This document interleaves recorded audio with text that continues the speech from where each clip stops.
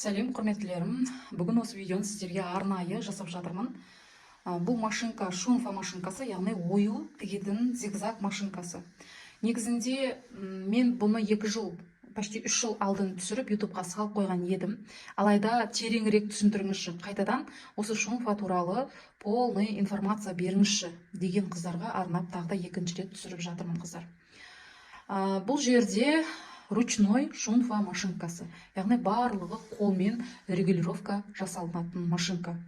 Бұл жерде тек қана фирма шығарды, тек қана зигзаг қана емес, сонымен қатар түзу тігісі де тіге беретін машинка болып есептеледі. Яғни 2 бірдей функцияны атқарады. Түзу тігіс, яғни жай тігіс, сонымен қатар оюларды бастырып тігу.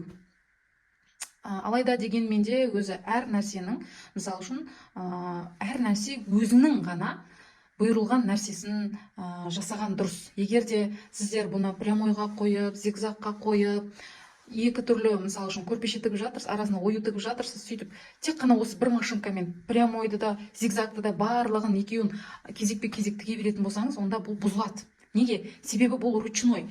Мына жерін біз зигзагқа, прямойға турлаған кезімізде міндетті түрде зақым келеді мына ішіндегі теміріне, желінеді, сөйтіп бұл оюды тікпей қояды, тек қана прямой строчкамен тігіп отыратын боласыздар. Жак машинкаларыңыз болатын болса, онда тек қана прямой строчкаға бөлек машинка қолданыңыздар, түзу тігіске, жак F4-іңізді. Ал зигзагқа тек қана осын қолданыңыздар. Мен 3 жыл болды, 3 жылдан асты даже бұны қолданып жүргеніме. Мүлдем түзу тігіс тіккен жоқпын. Себебі менде түзу тігіс тігетін басқа машинка бар, мен соны қолдандым. Сіздерде түзу тігіс тігетін машинка болса, бұны тек қана ою ұруға ғана қолданыңыздар. Сол үшін де бұл арнайы тек қана ою үшін ғана жасалғанда, ал бұны сіздер прямойға, зигзагқа қайта-қайта қоя беретін болсаңыздар, мына жердегі іштегі пружиналары желінеді, одан кейін оны қайтадан жөндеу оңайлыққа соқпайды. Ұстаны шақырғаныңыздың өзінде қымбатқа түсетін боласыз, қыздар. Сол себепті де шунфама, зигзаг машинкама тек зигзагты қолданыңыздар. Ал қазіргі таңда енді жактың де зигзагтары шығып кеткен, ол туралы информацияны мен өзім алып көрген жоқпын. Жактың жаңағы зигзагын, сол үшін мен ол туралы особо бір информация бере аламын деп айта алмаймын. Бірақ ол жерде де дәл осы сияқты деп айтады көбінесе. Ручной да бар, автоматы да бар деп айтады. Яғни ода дәл сондай деп ойлаймын өзімше. Себебі бір ғана машинка бір функцияға ғана жетеді. Ал бытовой үйдің машинкаларында неше түрлі функциялар болады ғой. Оларда да тек қана зигзаг, прямой ғана қолдануға болады. Петля қолданады, ары кетсе. Оны да көп қолдана бермейді. Киім тігетіндер бір особо қолданбаса, ал құрақ тігетіндер основной зигзаг пен прямойды қолданады. Олар да сол үшін де көпке шыдамайды. Қалың маталар тікпейді. Ал енді шунфа туралы осы ақпараттарым сіздерге пайдалы болады деген ойдамын. Және тағы да бір айтып кететін жағдай, мына жерде жібінің орналасуы точно кәдімгі жак F4-терде қолданатын жіптің орналасуы тәсілімен жасалады. Мынандай бар, міне осылай өткізеді, бұлай жасайды и дәл осылай инелерін қояды. Енді бұл жерде дәл осы шунфа машинкада инелердің размерлерін айта кетейін. Бұл шунфаның инелері 75-те 11, 90-да 11, сондай функциялар, сондай размерлер болады. Сол үшін ине алатын кезде де басқа машинкалардың емес, шунфа зигзагқа арналған машинка деп айтып сатып алатын болыңыз. Мінекей қыздар, біздегі мынау екеуі бұл босататын. Мынау бізде осы үшеуі роль ойнайды. Яғни прямой строчкаға, зигзагқа осымен ручной қолдан ауыстырамыз. Мынаны босатамыз, сол кезде мынау прямой строчка болады. Дәл осылай тұрса, түзу тігіс болып тіге бересіздер.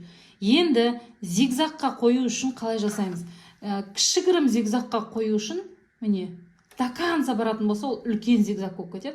Міне, кішкене осылай отырып, мынаны босатып, мынаны біткен кезде, солға қарайған кезде ол босайды.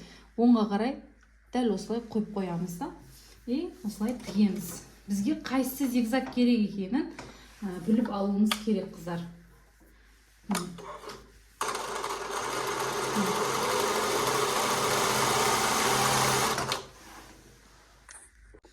Мінекей қараңыздар, мынау кәдімгі бір 20 сантиметрлік оюларға жасалатын зигзагтар.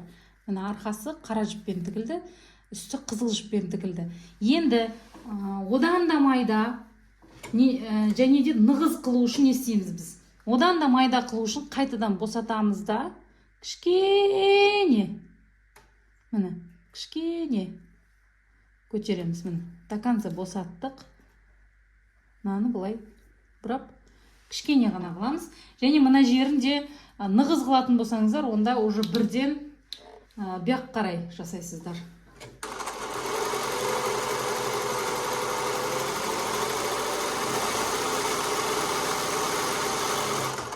Міне кішкентай этно-оюлардың зигзагы, этно-оюларға ұрылатын зигзаг.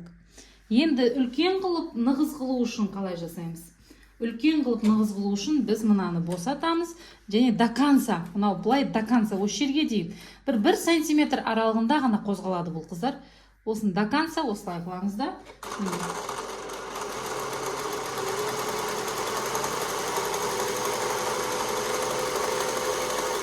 Мінекей, бұл махаббат көрпенің үлкенде оюларға арналады. Міне, қараңыздар, осылай. Қатты нығыз қылған жоқпын. Енді үлкенде қылу үшін, мысал үшін, оверлок ретінде қолдану үшін, мысал үшін, 3-ті қолдануға болады, 2-ні қолдануға болады. Уже бұлар үлкен-үлкен болып жасала береді қыздар. Мінекей, көріңіздер ма? Міне, мынау соңғысы ұрылған осы. Ал енді прямой строчканы все болды. Мынаны босатамыз, мынаны осылай қоямыз.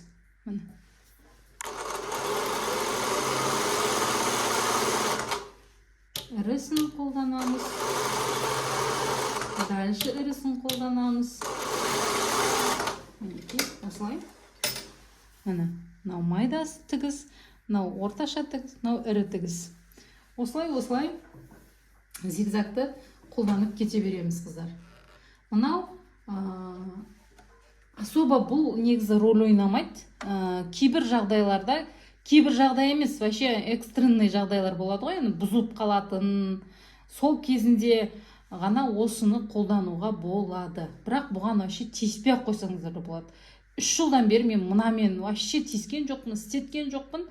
Бұны тек қана швейный мастерлер ғана қолданады негізі. Мынау бұзылып қалған жағдайда екіншісіне осыны қолданатын боламыз. Ал енді тағы бір бұның секреті, бұл ручной болғандықтан бұның астында ешқандай май тұрмайды.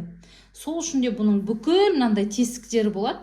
Соған машинаның майын құйып шықсаңыздар болады. Өзінің каплясымен осылай кішігірім бір тамшыда бүкіл тесіктеріне, мына жоғарысындағы тесіктеріне, астындағы тесіктеріне және тігілетін кезінде осы тістеріне де бір 4-5 тамшыны тамызып, сосын барып сүртіп, бір мынандай маталармен сүртіп майын, чем ана көрпешеңіз тігіп жатқан ойыңыз май болып кетпеу үшін осылай сүртіп, тазалап, сосын барып отырып тіксеңіздер болады. Ал енді бұның шпулясын көрсетейін. Бұның шпулялары кішкене өзгешелеу, қыздар.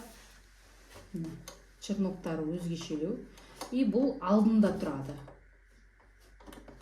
Яғни, көпнеше жақтарда бұлай тұрады ғой, бұлай саламыз, ал бұда бұлай тұрады. И одан кейін қараңыздар, мына жерде мынандай пружинасы болады. Міне, біз нені өткізген кезде, қайттан алып көрсетейінші, міне. Осылай біз өткіздік, өткіздік, мына жерінен бұлай өткіздік, міне, бұлай өткіздік. Және дәл осылай, бұлай 2 рет орап, осылай өткіземіз. Өш жерден алынады. Көріңіздер ма? Осындай болады, қыздар. Ерекше болады. Бұның шпулялары, черноктары. Осылай, қыздар.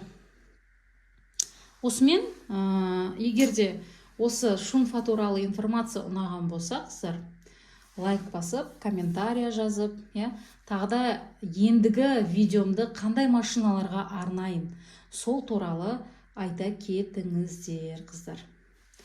Ал ендігі видеода көріскенше сау болыңыздар.